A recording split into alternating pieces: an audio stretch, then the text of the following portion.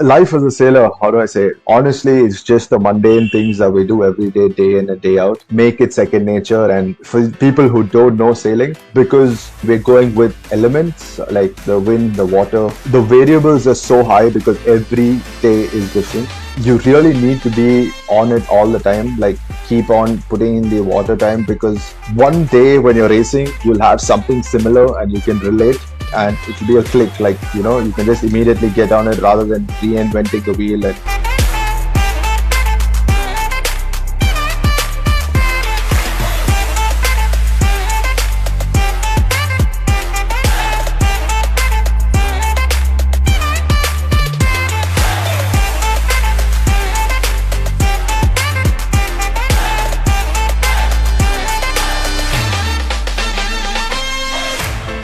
Yeah, Bohemian Pursuits podcast. Welcome to the Bohemian Pursuit podcast, set to unleash the creative in you, with your hosts, Mickey, aka Mixer the Comic, and Epi. All right, welcome to another episode of Bohemian Pursuit. Today we have with us an Olympian Bohemian who is Varun Thakkar. He's part of the India team. He's a professional sailor and has represented India in the Olympics 2020. Welcome to the show, pleasure Varun. to be here, lads. It's good to be here, and let's have a good chat, I guess. Yeah, looking forward to the conversation, Varun. You got the sailor lingo done, thanking us lads and everything. No, I think it's just a better way to approach both of you rather than just Fair enough, I bro. Fair I enough. mean the sailor lingo is just, I think it varies from the country and, like, which where they're from, because some people say hey mate, some people are like lads, what's up, like, it's really different. What do Yeah. they say in India? In fact, when I reached out to you, you called me mate, and I was like, yeah, that's exactly what I'd expect from a sailor. Nah, but in India it's kind of different, because over here everyone's like pretty respectful and they're like hey bye kaise ho. It's very different. But when you're like exposed to the Aussies or the Kiwis or the Europeans, everyone's like, "Hey mate, how's it going? What's happening?" Like, and we have an Aussie coach, so it's like pretty much he's like, "Hey mate, like what's happening? What are you guys doing?" So that's so. So it becomes like a part of your lingo too. I mean, it's just that we're like together for a really long time through the year, and we kind of like just start speaking to each other the same way, and the respect's mutual up and down. So I mean, even though he's like I think 59 or 58, we just talk to him as if he's like a 35-year-old or 32-year-old. I mean, it's that easy, the conversation, and it's pretty cool. Like, I mean, having someone like that who's as chilled out as someone as young as us, I think it's cool. Like, good team and good vibes. Yeah, So exactly. I'm sure it helps in like growth and progress and all of that. yeah, I mean, he's been like a massive father figure for us as well, in terms of how we get on with our lives, how we approach it, and the way we uh, plan, proceed, and keep like doing things in the right way. So it's good to have someone who's as old but as chill as well. Like, he's not like a typical Indian parent, I would say. That's awesome, dude. So tell us a little bit about professional sailing. You're like a professional sailor. I've never sailed in my life. Let alone, I think I've been on a couple of boats. Little dinghies. But yeah, take us through what is a professional sailor do? Um, so we are. I wouldn't say we're professionals, but we do it full time. We're semi-pros because professionals get paid, and we're still not yet there where we get paid by a team or something like that. Eventually, in the next few years, hopefully, one of us do get picked up by a good team, and or we start our own. But life as a sailor, how do I say it? Like, I mean, there's nothing much you can. It's just like every other sport. It's a mundane job. Like, people would think like it's really fancy on the outside, but honestly, it's just the mundane things that we do every day, day in and day out, just to make it second nature, and like tell ourselves like in race mode that we're focusing on way, like, because sailing has so many variables, there's so many other things to be focusing on, and like the technique, the maneuvers that you do just become second nature. So it's mundane job that we do passionately, and we really enjoy it. So I wouldn't say it's as bad as a 9 to 5. Maybe it isn't, or maybe it is, but uh, it is that way. Like we consider it a really like a important thing for us, and we go out and just do the same thing every day and get better and better and better. Because for people who don't know sailing, because we're going with elements like the wind, the water, the variables are so high because every day is different. And one day the sea condition might be really flat, no wind, or really flat, heavy wind, big breeze, or there's big waves, big chop, one day chop, light wind. So the variables are so high that you really need to be on it all the time, like keep on putting in the water time, because one day when you're racing, you'll have something similar and you can relate mentally. So it's just these things that we go out and put in the time for, because there'll be that one day where you can relate and it'll be a click. Like you can just immediately get on it rather than reinventing the wheel and finding a technique that will be balancing, like that will make the boat go faster. So yeah, that's basically. Is all your practice? Yeah, is all your practice out in the on the out in the water?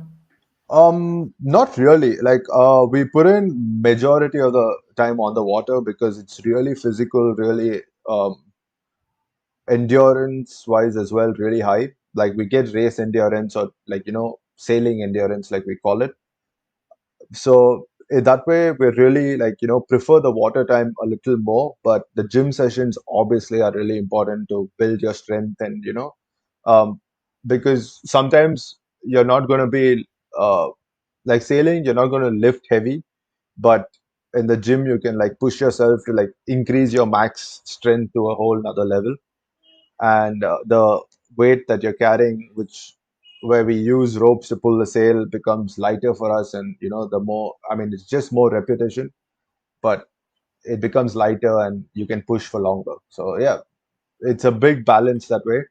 But I would say the water time is far more valuable for us than the gym sessions.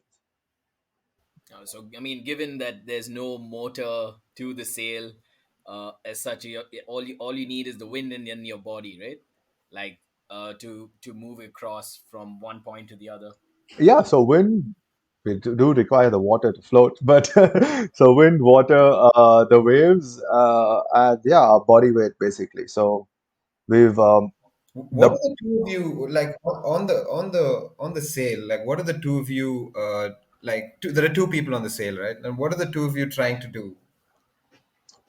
so my role on the boat, I'm a crew. And Ghana, my teammate, is a helm. He steers. So the to simplify it, he steers the boat and places the boat in the right positions on the course uh, to race, and I control two sails, which is basically like the accelerator of, if you compare it to a car. So I accelerate the boat, I control the acceleration, and he controls the steering in layman terms. But it's a little more to go more in detail.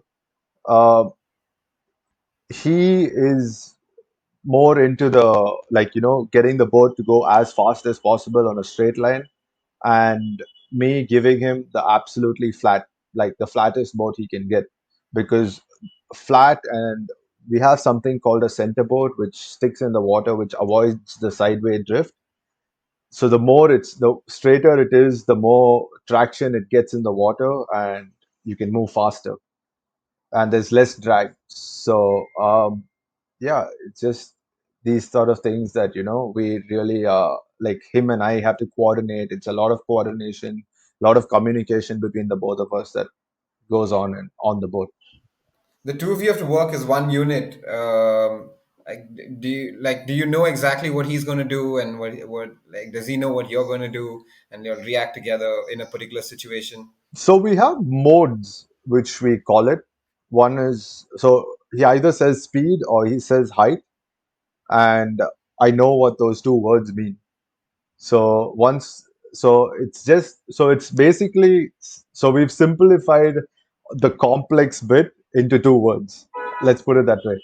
So he wouldn't have to tell me more, and I don't have to tell him more, because there's so many other variables going on when you're racing that I don't need to be like, I just have to hear him say, okay, I'm going for speed now, and I know what to do. And when he says, okay, I'm going for height now, I know what to do, and I can give him feedback about mm, other things like how we're looking That's on the race like a course. trust fall sort of thing. It's also because we've been sailing for 11 years together. I mean, it's a really long time, a big journey, a long journey. We've done a lot together. So, uh, yeah, it's in that way, everything's like coming together, and now we're here, and we just need to like keep leveling up slowly and get as much racing experience as possible to like better our skills racing wise. So, like, what is the distance that you'll race? Uh, just take the Olympics for instance. So What's the racing, distance that you go? sorry for so racing that way really depends on the wind, because so when you have lighter breeze, your boat's moving way slower, so the distance might come down to 1 nautical mile, which is about 2 kilometers, one leg. So so they try and put it down to a time limit of 25 minutes a race, and we have three races a day on the water. So yeah, so and we have like, depends on the time. If the distance is not that long, it can be two loops. So whenever we start sailing, everyone starts on something called an upwind, so going with up to the wind. And big, so for example, the wind's like blowing straight down on your face. A sailboat can't go straight into it because the wind won't hit the sails, and you won't have movement because it'll just be like a flag, basically. It'll just be flapping because the wind's blowing that direction. So we have an angle which is the optimum angle, which is a 45-degree angle to the wind, where the boat moves forward with that, in that angle, because it creates flow on the sails, and the high pressure and the low pressure creates the lift as in forward motion for us. It's the same principle as how an airplane takes off. Exact same thing, but for us it's vertical, and for them it's horizontal. So for us it creates forward motion, and for them it creates lift. So yeah, we have 45 degrees, which is optimum, and then it's basically an angle sport. So the wind has, on few different days, the wind does different things. On few days it might be an oscillation where you have 5 degrees, the wind swinging here and there, and you kind of create like leverages by either going to one side or the other, where when the angle goes either left or right, or you can like use the leverage of the angle where the wind changes, and make your cross on get a cross on the other side to go around the mark, like the mark which they put in for your upwind leg. So it's a very complex sport, but like, I'm sure it's like a little overwhelming when I'm explaining it, but once you sail, you'll be able to understand a little more. And I hope a lot of people. How do they? Yeah, how do they like draw the track? Is there So it's they like boys along? so it's a free for all course where they have one top mark, which we call the upwind mark, where the wind is coming from in the direction of the wind, and you have to go around that. So that's the goal, and and the the tactics of sailing, like how you win and all of that, is based on these leverages that you create on the course, and when you can cross, and when you're on a good angle, like we call it, and there's something called a bad angle where sometimes you get caught out, and you have to just like say, okay, screw this shit, let's take our loss, and like bank what you can, basically.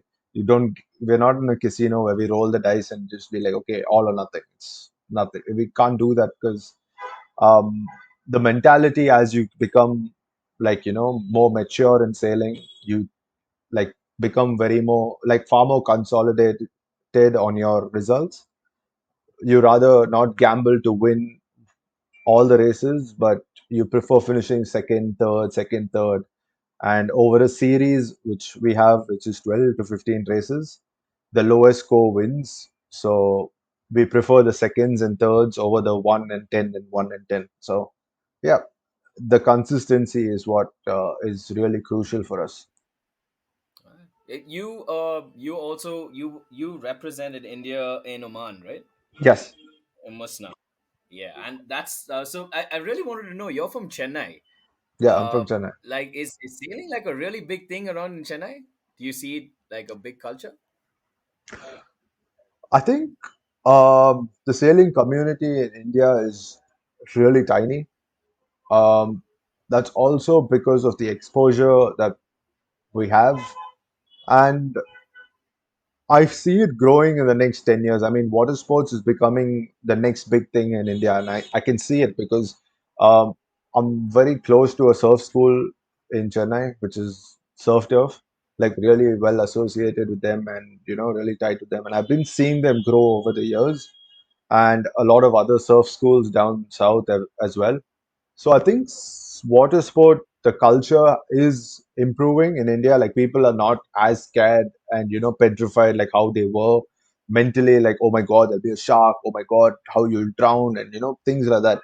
uh, the mentality is changing for us, like and I see a big step happening, but it is going to be over a 5-10 year period time, like 5 years, maybe 10 years, we will see a large number of people going sailing. But right now the community is really small and it is growing, will grow, and hopefully with the way things are going and planned for us, our school as well should be open. So we intend on starting our own sailing school where, where we teach people the right way of sailing, tell them the right things, and, just introduce them to it. We know it's their choice whether they want to take it up, seriously, do nationals, become an international athlete, or whatever they want to do. But just to like expose the sport to them that it's available, it's affordable, and you can just come out, say you want to go out with a bunch of friends instead of rather going out on a Saturday evening, on a Sunday afternoon, go out for a good sail, have some fun, and come back Right. and yeah.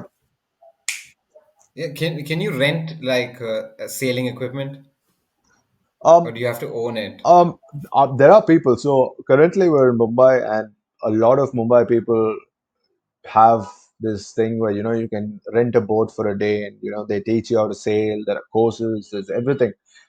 Chennai, we're still not yet into that culture. It's slowly happening again, but over here, because it's Mumbai, like it's like the New York of India right now, and everything is happening, man. Like people are not missing an opportunity over here, and they're really grabbing onto things where people. I mean, you need things to do, honestly. Like I mean, apart from just a Saturday night out, yeah, it is fun, but you can't keep doing it every weekend. Like so, people are. Yeah, it gets mundane, and then everyone over here, like enjoys the um, like the weekend sale where they come out with their family, they come bring their dogs sometimes. It's really cool. Like I mean, I love it here, and people, I mean, my friends are doing a really great job, and people who want to go sailing in Mumbai discover Sailing India. They run a really good, like program as well, where you can just come, speak to them, book yourself a slot, and go out sailing. So Shout out to Sailing India. discover Sailing India. Discover Sailing India. Yeah, I think it's more like a question of accessibility. Like if there is a path, people will walk on it. So I mean, it's the same with like the skating community. The more skate parks there are, the more skaters there will be, or any other community really. Like if you have more like spaces to practice or spaces to do it, I mean, people will gravitate towards it. I mean, like curiosity drives people, right? Is that something that you've seen in the Yeah, I mean, Mumbai scene? I actually don't know it in the Mumbai scene, but it's everyone's mentality. Like when you think about it, um, we all, when we see something, when it's accessible, we would want to give a shot at it. Like at least just go have fun. And I think that's what happened with sport in India. Like um, cricket became really big because it was televised. It was like everyone could go and play. And at one point, I think hockey was doing really well as well. And then hockey hit a slump because I don't know. I think It's not advertised as much. I don't think it's advertised. I also think it's the mentality of people. Like, they see the Indian cricket team doing really well and they think, oh, yeah, even we can do it. And, they want to go and pursue it and, push for that. And the hockey team really fell and had a bad drought for like 40 years until now.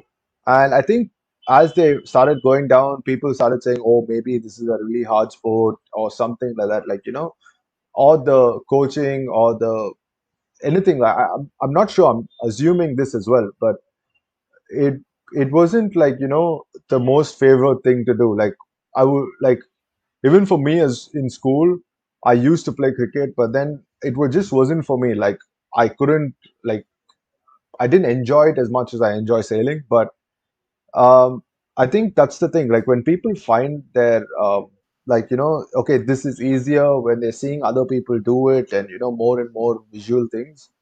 I think they also want to get into it and put their effort, put their mind, and it's kind of a weird world that we're living in right now.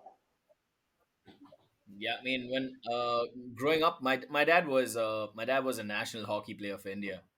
Like it was big around, from where, like, obviously to me, it was big because I was always around these hockey players and these practices, and it then after a certain point in time, it's just become a very small community around India that very few people actually play hockey or actually enjoy playing hockey. It's also because these guys, like, I mean, what I think is, there's not too much money in it. There's not too much money poured into this.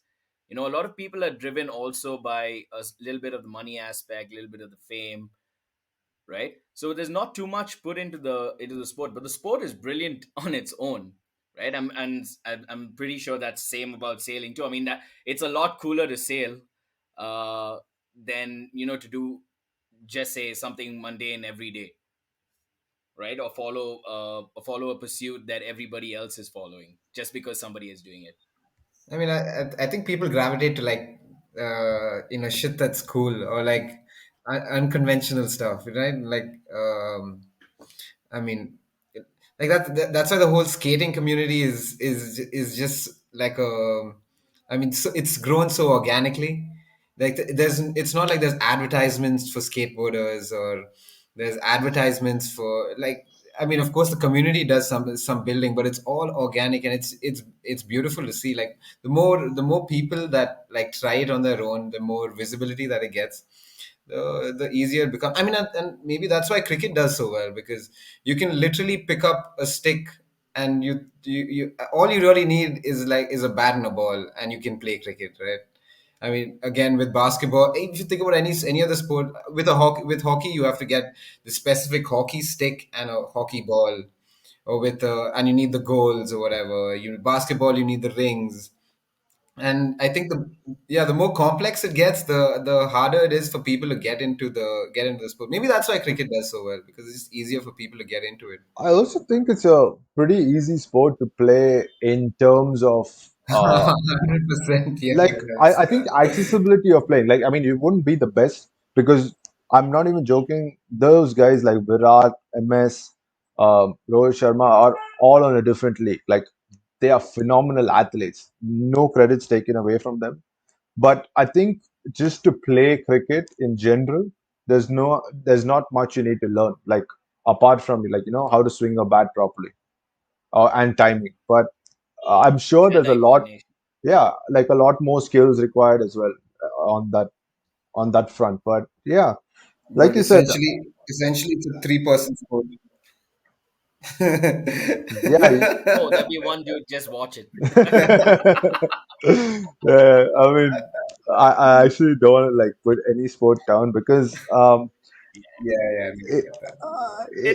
It is a task to to master yeah, a certain because yeah. everyone goes through a Yeah, struggle, everyone goes through a grind to like put in the effort, like in whatever they love or whatever they pursue to become or do, which I find is really cool. Like, I mean, I I have massive respect for all the guys. Like, especially like I had the opportunity to like interact with all these athletes at the Olympic Village and speak to them really like deeply and find out what their grind, their hustle, their struggle, like everything. And it's so relatable because on different scenarios, but what their mindset, the way they approach things, and it was so nice to just like actually feel like you're heard and you're felt like people actually feel the same things that I was going through at one point, or things like that. Because when I talk to a normal person, it's kind of hard because they'll be like, oh yeah, I understand, and in my head I'm like, okay, do you really understand no, what you I mean? don't. No, you don't. Like So Hmm. it's kind of like What was that like, dude? Like, sorry, I mean, I don't mean to cut you off, but what is that whole Olympics like that experience like? The yeah, How what are many the days ups were you and there downs for? Oh man, in we were the in first team to reach there. So we were there for a really long time, 23 days, I guess, at the venue. Because, but before anyone says anything, we weren't in the main village. We were in a satellite village because our venue was at not near Tokyo, was in Enoshima, which is like 2 hour 30 minutes away from Tokyo Center. So yeah, I mean, the whole experience was phenomenal, something that I will always remember and cherish because it was the first of many, and we were the first Indian sailors to qualify and go there. And I think we've done something which people have dreamt in the whole community to do. So really happy for us, like the whole team that went, Kana, Netra, Vishnu, and myself. Like, and the experience, man, what I've learned in those 7 days of racing would have taken me 1.5 years of training and racing otherwise. So the standard and the quality was that high. Like something that, even if you made one mistake, you could see it. Like it wasn't forgiving. And that's something which I felt like, okay, cool. Now this is an actual reality check to see where you actually are in the world. And the amount of work that we need to put in, the amount of time that you need to actually dedicate yourself to do to become a top five, a top three aboard is insane. Like those guys who actually came there, but it's also the history, the culture of the country because they all come from massive sailing backgrounds where people are just sailing day in, day out, and knowledge is passed by generations and generations.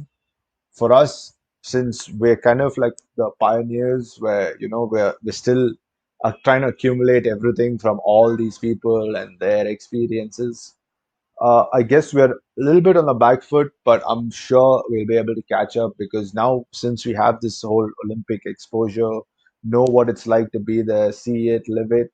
I dreamt about it as a kid millions of times, but yeah, so that way I really, really, really enjoyed it, and I think 2024 is the next one that we're gunning for, and I think we'll be able to nail that as well. Do much better. Sounds good, bro. We're all rooting for you, buddy. We're all rooting for you. yeah, Shit. bro.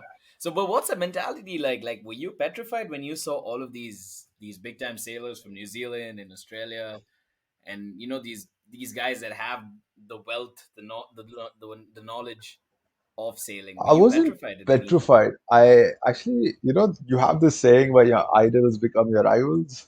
I think it comes in one of the Eminem songs. It was pretty much like that. Like it was because I used to look up to one of the sailors who's over there, and to race against him was phenomenal. And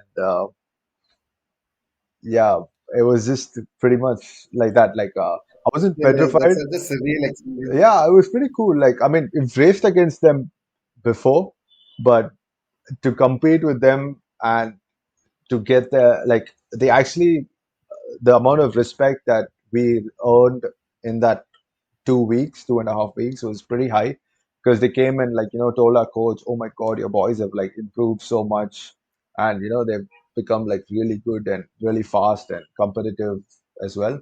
So yeah, it was pretty like motivational, I would say, that you're getting these compliments from people that were in the sport, Olympic medalists as well. And I think, yeah, I wasn't, What are they doing differently though? Like, why are they, why are they ahead? man, in India, we have something called a crab mentality, I call it. Okay.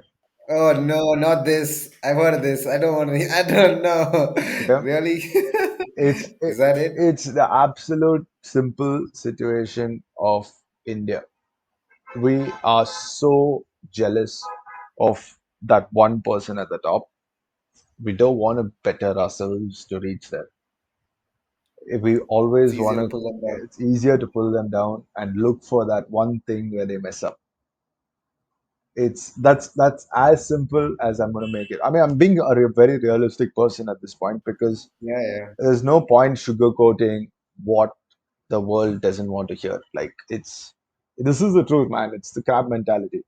And I think with that culture, their culture, and all of that, so they are just breathing down everyone's neck and saying, okay, I'm going to be better than you. I'm going to be better than you. I'm going to be better than you. And that's all they care about. They don't care like, oh my God, this guy's so good. Let's like, do something to make his life harder. Let's like, like a stick a nail in that haystack and let him get pricked by it. Like, man, come on, It's like healthy competition. yeah, very healthy. Unhealthy competition. Eh, Oh, there. yeah, for sure. Oh, there. Okay. Yeah. Good. Yeah. Yeah. Yeah, Yeah. definitely. I Mm. think that's exactly what it is. People respect you for who you are over there, and I think that's why they're so good, man. I mean, just period. And I think we will get there. I'm sure we will, but it takes the right set of people to be aiming for the same thing.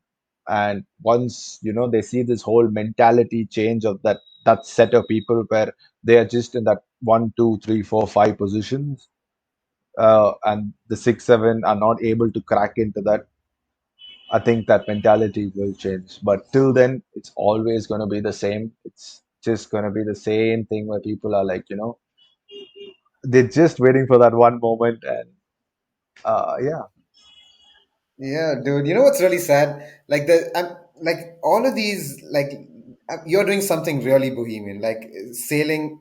You're maybe in like 0.1%, not even 0.1, but maybe less than that. I don't know. It's like such a small like portion of the population of India that are that is into sailing, and just like that, there's so many of these different communities, and they all exist in their silos. And ideally you would like to have all of them mixing together and sharing knowledge and helping each other out and that sort of thing. But what at least through the I mean through our like interactions with people that exist in these silos, what we started to see is a lot of them are so involved in those silos that they want to be on top of the silo, and they're not interested in like seeing what else, or like what can I learn from these people, or what can I learn from those people. More interested in like being at the top of that silo. And I mean, in the end, it just doesn't work out well for the sport or the pursuit or the art, or and yeah, overall, that's it's really sad to watch people do that to themselves. I mean, whether you do it consciously, unconsciously, that's the outcome of those actions. yeah, I agree with you like 100% on that because like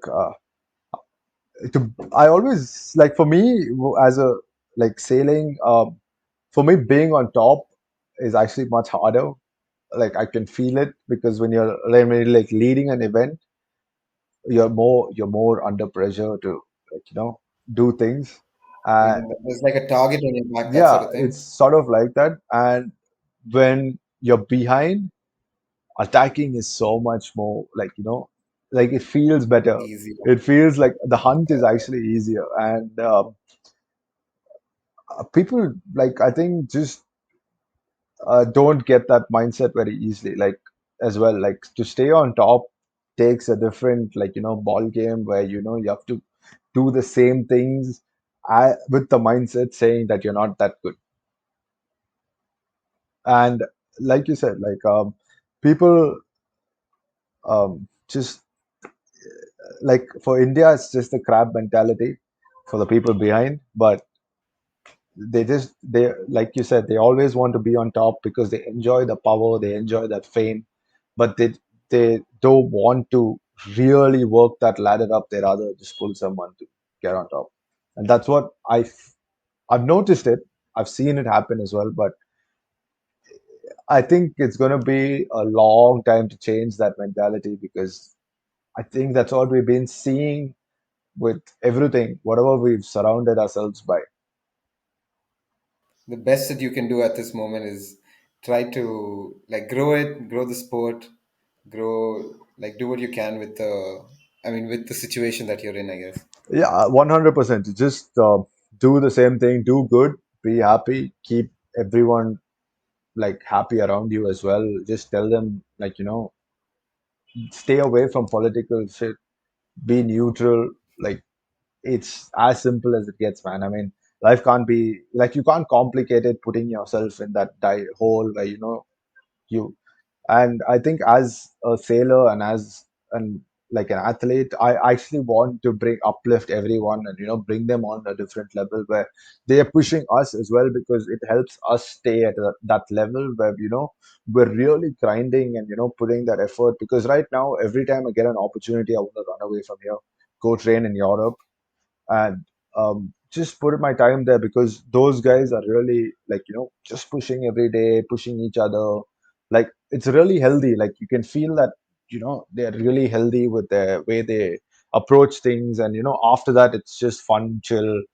On the water, it's serious, but after that, they actually help each other. They share a lot of observations that the communication of observations is very different. So yeah, I hope that I can make a little bit of an impact in this community where I'm actually helping people, like, get that knowledge and change their whole ideology about I want to be there, but I will do something to him and be there. Not that, man. Just work hard, put in the hours. And I don't think I think that will be good enough for most of these kids out there. Yeah, to just, like, change their approach in life and come up there. So like winning the Jakarta 2018 Asian uh, sailing, you won a medal, Asian right? You Games, won a yeah, bronze yeah, medal, yeah, in the Asian Games. That must have changed a lot for you, like from then, right? yeah. Like people around you, did they see you differently, or was it just like an everyday thing? Man, honestly, I think the Olympics changed a lot more. People who I've not spoken to in years started messaging me and talking to me, and it was kind of like, I saw it coming, because I worked with a really nice sports psychologist as well, and a psychologist in general, who told me, like,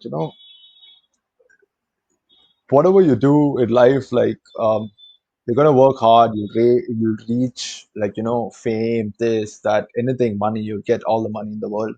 But the true people are the ones who stood with you when you were nothing, absolutely in the rut. And I think that's what really, I actually never felt a change after the Asian Games, because winning that was, um, we actually didn't deserve the bronze, we deserved better. We were put in a situation where uh, we didn't have a medal on the last race. Yeah, I'll explain the whole situation to you guys once I'm done. But and yeah, we fought back and won a bronze. So uh, the whole story was, we were in the regatta, 14 races in a 15 race regatta, and we had one race to go. And on the 14th race, we actually won that race, and we were sitting comfortably in second. Like, whatever happens, second is ours, and sure shot silver, but gold was up for grabs. So the third place was, I think, the Oman team, where and the first was a Japanese. And there was this, like, it was a funny situation. Like, in the rules, so we have a bunch of rules where we what we sail by, and the number one team and the number three. So the number three team, we went ahead of them and made a maneuver, and they started like screaming, saying we fouled them or whatever. And they so after all these incidents, because you can't do fight it on water, you come back and you have a protest as well. So you fill in a form and it goes to a jury, and then you sit in front of them and then you speak to them and say, like, this was the situation, uh, and X, Y, and Z. Like they you go at them and then they make a call. So the number three team and the number one team got together, cooked up a story, and then went and told the jury word to word that this is what happened. And because we didn't have a witness, yeah, it was chaos, and we Shit. were pushed to fourth. We got a disqualification, and that's So there's no cameras around. no, There's because no it's like. open water, right? So it's really hard to film and record. But at the Olympics, it was different. But these guys, yeah. So all this was happening, and so the number one team secured their gold with us getting disqualified because he had to do it. Otherwise, he's still They under would have lost. pressure. Okay. And yeah, so then that went on, and then we were in fourth, and then the last day, we basically, if we finish first and put two boats between us, we'll win silver, and if we put one boat in between us, we win bronze. So that was the situation that we were in. So the Oman and Korea, the guys who finished second, I mean the guy who finished second and fourth, uh, had to be three and below for us to win a medal. So yeah, we sailed an absolutely blinder of a race because I still remember the race mentally really well. Um, Around the first mark, we were first. Oman was fifth, and the Koreans were fourth. And we had exactly the two boats that we needed in between. But because it was really choppy and windy, the Thailand team capsized and we lost one. Otherwise, we were back to silver, but we managed to finish, I mean, in bronze.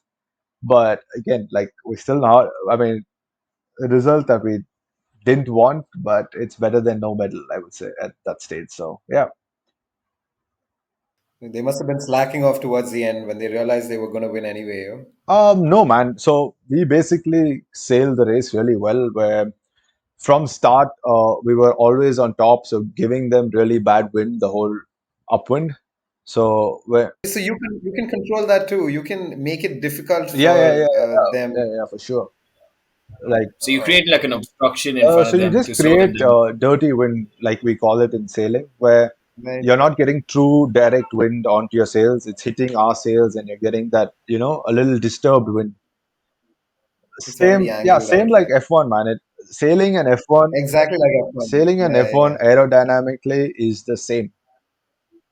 Okay. Is all. Do you have like DRS as well? No, we have we have a front sail and a back sail where we control, and it's like the front wing and the back wing to get balance on the boat and stuff like that.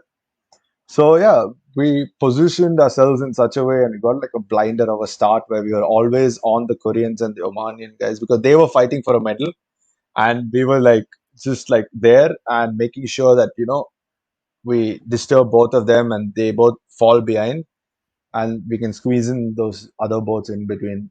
So we did set ourselves really well, and it was actually a pretty cool race because we were so happy, we were fast, and because the Japs won gold, they didn't even bother coming out sailing that day. They packed up and gone. But if the Japs were there, we would have won silver because they were also a pretty quick boat, and yeah, it was a bit of a like I would say a scam, yeah, but it is what it is, and we did what we could, and yeah, we brought home bronze. So uh, nothing really special, I would say. I think a gold would have been cooler. For So sure, well, for like, sure. is this sport dangerous though? like capsizing midway through, and you have, I'm pretty sure they're like what about 10 boats racing each other. Um, at the Olympics, our fleet had 19, and Wow. um, and I think Vishnu, who sails the single hander, had 45, I think, or 40. I'm not sure, or 35. So it's a lot of boats, but it's not dangerous at all, man. I mean, there's a set of rules that you follow, and there's so much respect for one another on the water where you don't want to, like, unless it's something that you can't control, you'll often see a big crash. But otherwise, it's just minor, like, like you'll just about miss him and, things because it's not ocean racing. Once you get into ocean racing and stuff, it's a whole different ball game where you're like thrown out into those rough seas and conditions, and you might get hit by a storm one day and you still have to be racing. So that is dangerous ish. Like even then it's like a controlled danger where you're making, like, the right choices to be as safe as possible but make the best use out of it. So for us it's very healthy where you kind of respect each other and you don't get into that, you don't hurt someone because it's you're putting yourself in danger and them. So that way the danger is completely out of it. Yeah. Right. Crazy. So, Cool. what's the hustle, but to like for you, what was the hustle getting into sailing? You're a boy from Chennai. I read a little bit about you. You're not too good with with studying, as you stated. So I just wanted to know how do you get into sailing? Did someone just did you were you interested Oh man, because you saw education is somebody, something or that just doesn't get along with me.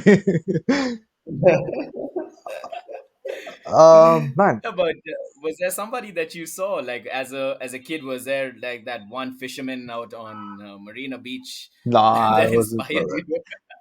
Actually, my dad introduced my sister and myself to it because he had the opportunity to, like, go through it, and he's went sailing much before.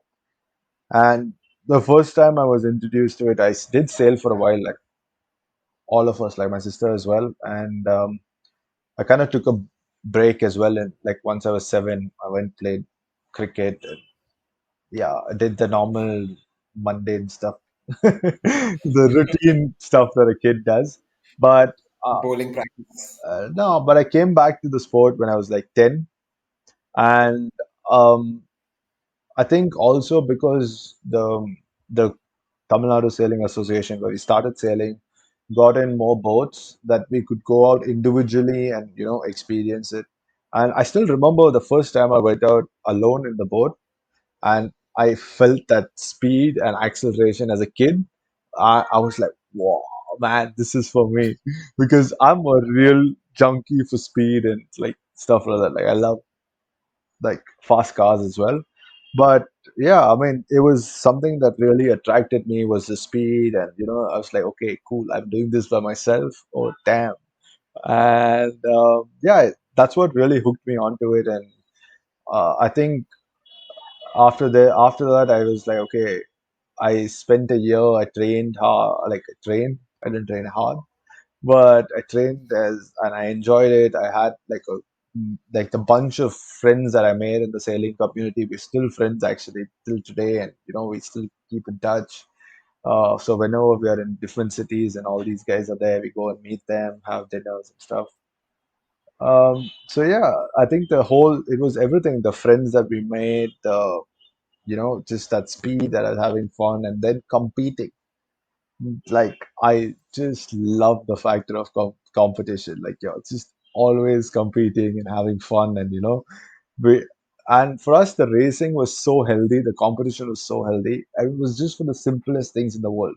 So as we came back to show, so we used to have racing outside, and the person who won the day, like out of those races, just had to come back to show, and he gets priority on washing his boat first. It was that simple. Oh, Like is that a thing? Washing your boat? yeah, like That's so basically, salt water ruins sails and boats. So True. we use Okay. all right. Yeah. fresh water to rinse them off and make sure it's clean. So it was the Right. competition was just so simple that even if you like, you slacked in on your way in sailing, if the moment you reach shore, whoever has the pipe or who's washing the boat has to give it to you, like priority. And there was like a set, like 1, 2, 3, 4, and whoever it went on that order. So we basically fought for things like that, like as a kid, and the competition was so healthy that yeah, it was fun. Like I mean, every weekend was the same thing, but with a bunch of friends, you're just going out racing, come back, just to wash your sail down first and get done with the day. So yeah, it was pretty much like this till I was like 11, 11 and a half, and then I went to Singapore for a short 15-day camp to just get more exposure about the sport. Kind of like, so my parents and sister went on a holiday and I was sailing over there, and I learned so much actually, like technically and all of that, that when I came back and I started like putting it into, Are you doing are you doing this in like a kid size yeah, so a sail, really or is small it boat, a really really small boat, okay, okay, which okay, is okay. only for the people who sail like under 15. Right, And right. so yeah, just had a blast, like came back and started putting into play, and yeah, managed to win my first event. Actually finished second in my first event, and was pretty cool, like second event. How did you get to Sorry.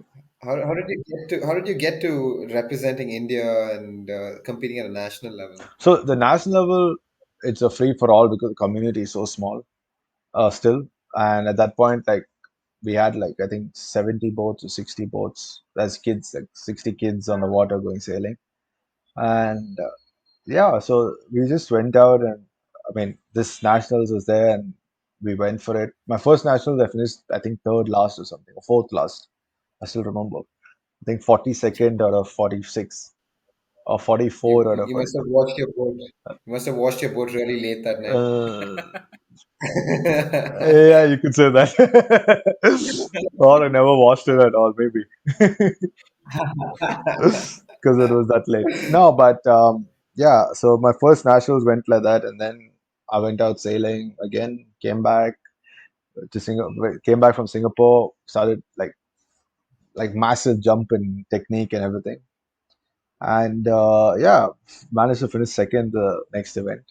And the biggest mistake I made was the next event, saying that, oh, I was so good and I can win the next event. Fuck, I didn't do any training. But a little That doesn't cocky. sound Yeah, I good. just got I got a little bit too cocky, and I got my ass whooped that event. Ah man, it was a bitter, bitter, bitter feeling. Yeah, that sounds like a wake up call. Yeah, been one of those wake up calls. Yeah, it was a very, very bitter feeling. But then, yeah, I realized, like, okay, shit, I did mess up really badly. Um, then, yeah, next year I won my nationals. Yeah, Whoa. so I put the work in, and so I won 2008 in the under 15. 2009, I won on the under 18 category as well. So, because I jumped classes, I grew really tall, and I couldn't control my weight. Um, so yeah, that happened. So it was Puberty hit you.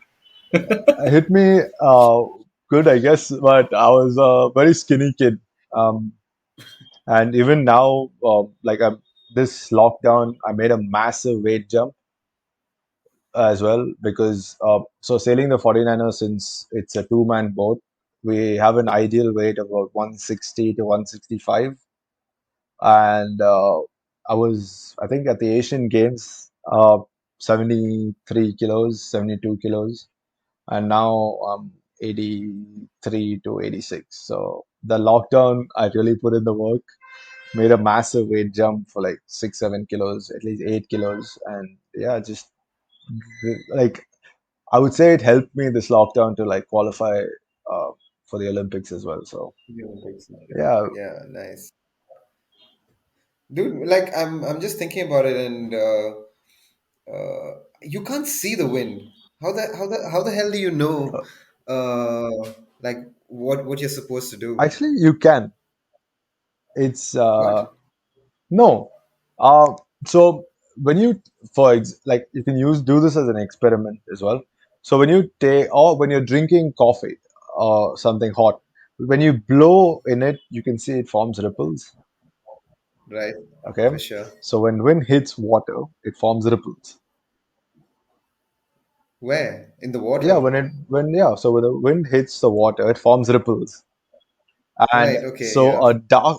if the wind is like has more pressure, like it's coming down faster, the ripples are darker and thicker and closer together. And when it's away, like when it's lighter, you have a little bit of a gap. You can see it. Right. Even in Hmm. swimming pools where it's open space and there's wind blowing, you can see these like tiny ripples that, like, form on the water. And when there's no wind, you can see it like glass.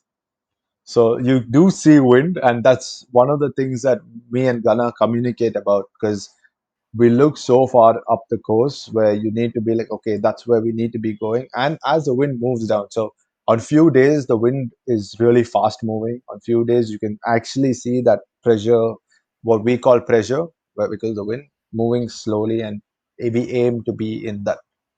So that's what, like I said, the variables are so high because you're going against nature, that you all these small things you do learn while you're learning sailing. Yeah, like you can't go to I'm pretty sure there are zones that you cannot drift into. Like I'm pretty sure there are dead zones where there's no air, where your boat's a lot slower. um yeah, on few days you end up in positions like that. I mean, it's a race course, man. On a light wind day, because it's so light, the wind, you have to be super sharp mentally, and you need to be really observant of, seeing where the wind is. But um we don't sail in really enclosed places as well. We're out always on the sea as well, like 95% of the time. And because of that, there's wind almost everywhere. It's just that if you're going 5 kilometers faster than the other boat, you're doing greater distances and you're getting across faster. So we're more aware of, just getting that extra speed more than everybody else, and putting ourselves, because everyone's going for it. It's just that who hits it first and where you want to hit the pressure. And you can also see, like, because we've sailed for so long, you can know what the wind is going to do just by looking at it. The angle it hits you, you'll either know if it's gonna, like, go closer to the wind, or it's gonna go further away from the wind, just by looking at the way the pressure is moving towards you. So it's these really small, fine, refined details that, we actually do while racing. Because that's when I said, like, if Ghana says I'm going for speed, I'm actually looking at the wind and just being like, okay, bro, you're gonna be lifted on this one, this pressure coming in, or he's gonna, like, it depends. Like, or we're doing something else tactically where I'm looking at the fleets and I'm like, okay, cool, we look strong, let's take our gain. So we do something called attack, which is turning the direction of the boat and take our gain and get across so that we secure that position, and then something called a defensive, where you tack back and to control the, like, the leverage. So it's all these things that, we try and put together on a race day. Did you and Gunnar start out together Oh, so we in started Chennai? racing against each other as kids. So me and him used to compete against each other in the under 15 boat. Um, Right. and so even he won. I think he went to the Asian Games in 2010, the youngest athlete to be at the Asian Games in 2010. And yeah, he's like, he did really, really well as well over there. Like, he finished, I think, fifth or sixth, if I'm not wrong, which is pretty good. Um, and then we started sailing together right after he finished his under 15 career. So in 2011, we got together as a team, started sailing this boat called the 29er, where, it's the youth class for the feeder, where what we sail at the Olympics. So it's much smaller, but as like a little faster than the youth. I mean, the under 15 boats. Like, what's more difficult? Like, when you're sailing, so you said a lot of stuff. You and gonna communicate. Yeah. So, is it harder to sail alone, or how does that work? When you're sailing alone, was that harder, or do you think you need a partner to do it, get through it? Uh, Both are equally hard, man, because you're doing the same job, whether you do it alone or whether you're doing it together. Um, because when you're sailing alone, you have control of the steering and the sail. So you don't need to tell yourself, like, okay, I'm going to go with speed over here. You just automatically do it. But when you're sailing with someone else, he has to, like, a little bit of communication is there. That's the only thing that really varies in my perspective. Like, I I don't find it to be too much because again, you're going to be doing the same tactical moves. You're going to be looking for the same things as well. So yeah, I mean, for me, I think uh, I would put both on the same, like, equal. I wouldn't say that, sailing together. I think the only thing that mm, sailing with someone else is the coordination and the understanding of that person's mindset while racing because he might want to be doing something else, you might want something else. So once he makes a call, just believe in it and trust him and, like, taking the next few calls. Or if he doesn't know anything, you can always rely on that person. So So he's like either of you all take a navigator's role, like yeah, in rally racing. tactics, yeah. So either of us, one calls it, and um, if he sees something that I don't, he says, okay, but we got to do this. We just do it. Like, there's nothing like, this is your complete role or this is my complete role or something like Do you ever have like an experience that like brought you all two together, like something that you all had to go through together? I mean, something difficult that you all had to overcome together, something stuck out that sticks out as a memory. that. Ah, man, we've been through so much, dude. Like, Yeah, I can't imagine. Yeah, I think we've been like, nothing, like, nothing big on the sailing thing, but there's just always that whole process of the cycle where we put ourselves through and the ladder. And, the only good thing is that we did fight a little bit in between here and there, but the whole thing that we have the same goal, the same thing that one day we will bring back an Olympic medal is on our mind. That we're always like, just it's on our mind. Like, whatever happens, whether we fight or have arguments on the water, we're always like,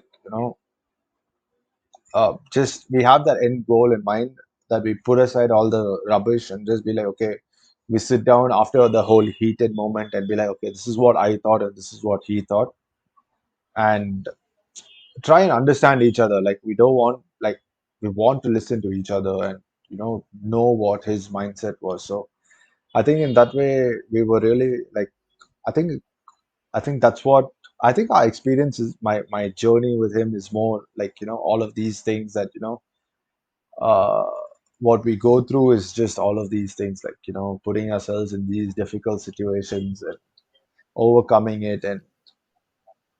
and On and off the yeah, on and off the boat. water. And even I think it's far more complex than that, where when, especially when we're competing, it's just, that killer mentality that you can share with someone and you're doing well and you can see performance. I think it's like, I think that's what's the whole struggle, I would say. Like, when we say struggle, I think that whole thing that you can see growth and climb the ranks. I think that the whole thing is pretty cool. So were you like a popular kid for sailing back in school? Did you get all I the think women? I think I was unknown, man, because it's an unknown sport. I think the footballers got all the women, and uh, all the attention. Yeah, I'm sure. I mean, I couldn't kick the How ball. many of those footballers represented India now? Man, I can't flex that hard as well. uh, uh, No, man, do it, dude. You're like You deserve you're it. you're literally 1 in a billion, dude. uh, I wouldn't get ahead of myself. I would. I mean, it is an absolute honor to represent this country. Like, it is phenomenal. Like, to do what I'm doing, and I'm really happy that I've got the opportunity to do it. But I think I want to bring back a medal as well. So I'm trying to be as humble as possible, and just there's no point like uh, it is what it is, bro. Like like people just say like you've done this, you've done that. Yeah, man, you've done it, but it's what you do after like all of this that really counts, and I think that's what we are working towards. And I wouldn't say like I wouldn't look down and say, "Oh, what are you doing now with your life?" I'd never do that. But yeah, I can flex a little Yeah, bit. A little bit of you wants to. Yeah, a very tiny fraction. But my flex is I have an Olympic tattoo, and you guys don't. Oh, man. an Olympic tattoo. Yeah, What do you mean? so I got the Olympic rings tattooed on my shoulder blade. So Okay, whoa, yeah. I mean, I feel like only if you went to the Olympics you get an Olympic tattoo. I think that's pretty much said, right? Yeah. Otherwise you'll just be having like some Audi car rings or Audi car rings on your back or something. One of those Instagram, these are the rings I want posts. I actually, yeah, those are actually the rings the rings. So I have that. I think I posted it as well one day. Rings women want, rings men want, and rings I want with the Olympic rings. And you got them on your shoulder. Yeah. The six rings that I want. The five rings. Oh, five rings. Sorry, shit. So, so Varun, what would you tell somebody? How would you inspire one of these kids or one of us to pick up sailing? Man, just come and experience it. It'll win your heart by itself. Like I would never say anything like you need to be focused, you need to be driven, you need to be all of that. Because as long as you enjoy what you do, like I do, I enjoy sailing first. Because the day I don't enjoy it is the day I decide that okay, I'm gonna stop. But I think the sport will creep into you, will crawl on you because it's so. I mean, you're so close to nature, man. You wouldn't believe the amount of beauty that you can see out there in the ocean. And like, some days when we go out sailing, we're so lucky to be sailing with dolphins near us, and it's phenomenal. Like we've seen turtles, we've seen like you name it, the fishes jumping up, like off the out of the water, and it's so beautiful that you will like if you're a water lover and you love like being out there and you're actually an ant in the ocean, but it's just so vast and it's so beautiful that it will creep onto you. So I would just say try it. There's no point. There's nothing dangerous that will happen. Um, you will if you love it. If you don't like it once, try it again, and then make your mind up. Give it three times. Give it three Yeah, shots. give it three shots if you want. And where would you like sailing? Where would you like to like sailing in India to go as a sport? I would actually love it to be like a weekend getaway for a family.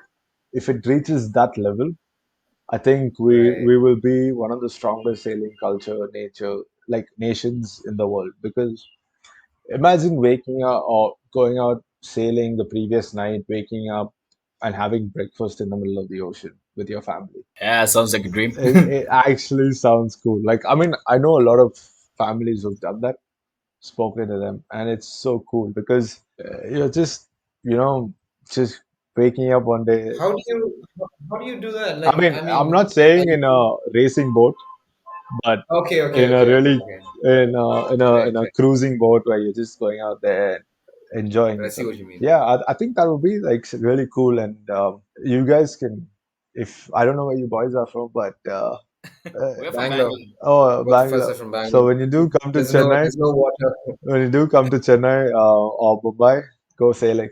Something to do. Or try Hopefully, surfing. we come sailing with you sometime Yeah, 100%. You guys if are you're down more in than Chennai. welcome. You guys are more than welcome. If you're here and we're here, like wherever we meet, either Chennai or Mumbai, you're more than welcome. But Chennai is more beautiful. It's cleaner.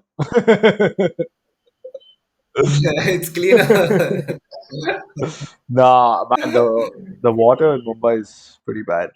And I really think that as people, we should do something about it and put an end to, this whole plastic dumpage in the water because it's a Oh real shit, yeah, you're so close to the ocean, so close to the water. Have you seen like really like signs of like man. deterioration of the water It's ecosystem? horrible. Some days I really like. I feel bad. I've seen thick oil leakages as well. I've seen truckloads of plastic on few days just washed up on shore, and it's something that I wish, I wish I can tell people not to do it, but we're trying our best. But as a community, and if we can start something that has a movement to help these people, just go and throw it in the dustbin or don't throw it in the water, would be massive changes because yeah, a lot of sea life, everything is getting like destroyed because of it, and I think we as humans can really make a big impact on it and make that change. Yeah, we need to be more responsible. Yeah, I mean, it's some. I mean, especially because that's our playground, and where we have the most fun. If we got to respect it and just do something back. So I'm actually sitting and having a chat because one of my friends uh, has a recycled plastic company where they take plastic and they make furniture right now. Plastic furniture, recycled plastic furniture. So we're thinking to do something with surfboards, like take recycled plastic and make surfboards for people to go learning surfing on. So we've come Shit, up with the that idea, and That's mad. yeah, so just do something like this because whatever we can collect instead of going back into the whole cycle of dumping it somewhere, if you can like recycle it and uh, do something with it or make Create products. something with Yeah, it. make products or whatever we can make with it. I think that would be like a massive change. And our coastline is massive as well in India, that you can imagine the amount of junk that's actually going in there. And I hope people listening to this make that little bit of an effort to, just help out and or educate people that, around them just not to do it. So I think that would be cool as well. yeah, fair enough, man. Thanks for saying that. Now, I think I should because it's again, like I said, uh, It's your playground. it's our playground, and Imagine people are throwing plastic into like cricket stadiums yeah, and a big chaos. cricket grounds, right? No, it's Yeah, always that will become a big deal. yeah. I think even as the sailors all around the world, we have this community which is called Sailors for the Sea, where we go out. So every venue that we go to, we do this thing where we all go around the beach or venue and collect all the plastic that's on the floor and like post a picture saying that this is what you guys are like throwing into the ocean, please be aware of it and stuff like that. So it is like all the sailors are already doing something about it, and I think since we are in India, and we are sailing, we should do something about, like I should, and as well as the rest of the sailors should do something about it. So this is a great platform. I'm sure it reaches a lot of people, and I hope if they do listen to this, they do their bit as well, and we can save Stop the throwing your ocean. garbage into his playground. All right, but thank you so much. It was a pleasure, and an honor to host you today on the Bohemian Pursuits. You are a true Bohemian, and we hope to have you back again soon. Into that. But yeah, it was awesome being here, man. Nice chatting with you guys, and until next time. Thanks Thank, again. thank you so much, Cheers, Varun. boys. Yeah, Bohemian Pursuits podcast. So tune in, listen to us wherever you get your podcasts, Spotify, Google Podcasts, Apple Podcasts. You can catch us there. See y'all. Cheers.